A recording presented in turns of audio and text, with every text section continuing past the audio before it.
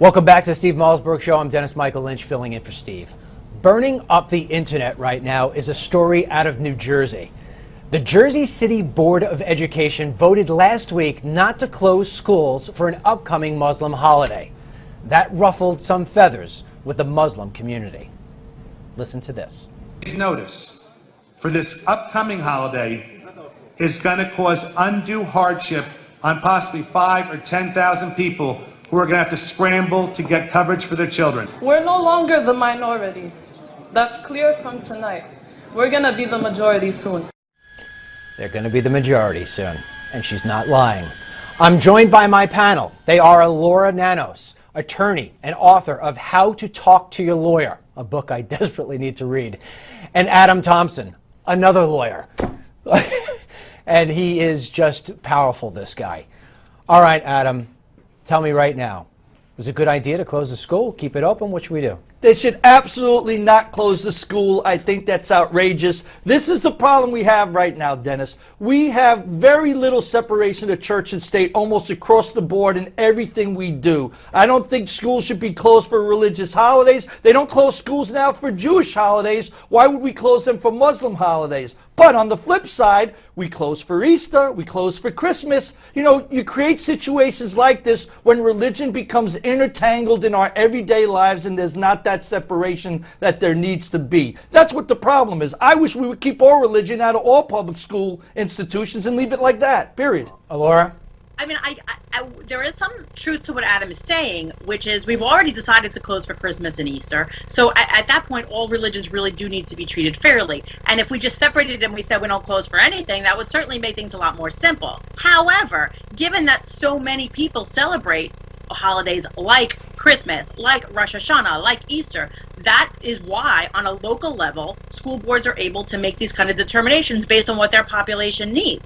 So I see no problem with the request here from the Muslim community that the school is closed on a day that many people within that district are going to celebrate. And it's something that needs to be left up to the local school districts to see what would really work for their community. And this district said the city council supported it, and they probably will close in future years. It sounded like they just didn't have enough notice for this year. You know what I have a problem with? If you're going to come to America, you got to come here and you want to be able to embrace what we do here in America. We have been closing schools for Christmas for the longest time.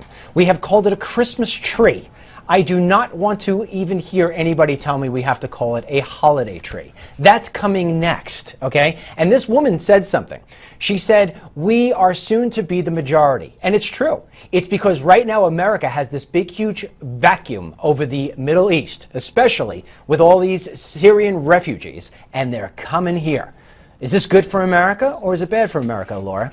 It doesn't matter if it's good or bad. What it matters is that's America. We have immigrants here. This is a nation of immigrants. So to always look at the most recent immigrants and say we hate them the most, we're going to give them the least rights and the least respect because they weren't here before. And they weren't doing it like the white Christians who came 200 years ago. That's just... Come on, Elura. If I were to go right now to the Middle East and move to the Middle East and try to put up my Christmas tree on December 25th, I would probably be, I don't know, hung.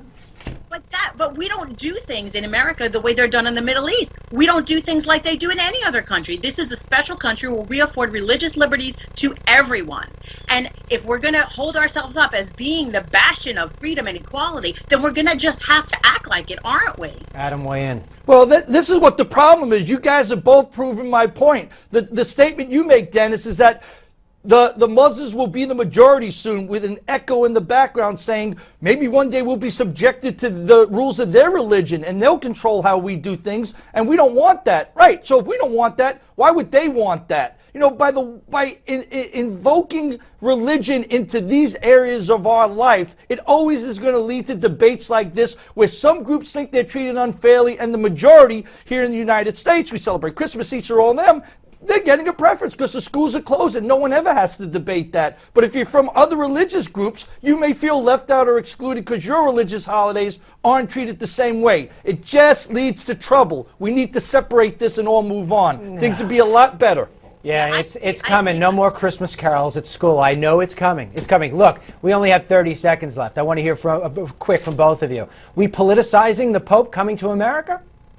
I'll jump in first, definitely. Look, he's meeting in the White House. They're taking him to Congress, and mark my words, everything he's going to say on stage during that presentation is going to be supporting the Democratic positions for this upcoming election to push an agenda. It doesn't get more politicized than that. Laura, you got 10 seconds, kiddo. Yep, that's sort of laughable since the GOP is having a Who Loves Jesus Best contest. And it's hilarious to me that the Pope, the biggest religious figure in the world, is going to come here and align with the left. Oh, goodness, I wish we had more time on this one. I would be ready to explode. All right, up next is Armstrong Williams. But first, Carly Fiorina continues to surge in the polls while Donald Trump and Ben Carson remain near the top. We want to know who your 2016 GOP candidate is. Vote now at newsmaxpolls.com. That's newsmaxpolls.com.